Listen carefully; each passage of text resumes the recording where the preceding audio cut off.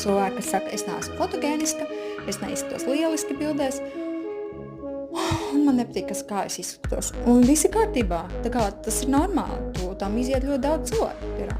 Ko es tev gribētu ieteikt pirmkārt? Saprast, kas notiekās ar tavu seju. Cik viņa pasaka, cik tu esi nobijies. Lai tu atslābinātos kameras priekšā, ieteikums numur 1. Iedomājies, ka aiz kameras stāv tavs sapņu personāžu. Piemēram, dāmām tas varētu būt Džordžs Klūnijs. Kungiem tā varētu būt Džūlija Roberts. Tā kā tu tur vari iztēloties, ko vien vēlēs. Un tici man, neviens cits bez tā, kas notiek tavā galvā, nezinās. Viss, kas mainīsies, ir tavs sejas izteiksme. Tev ļaujoties tai murmjām sajūtē, tu iedosi bildēs skatu vieglāku, maigāku, patīkamāku.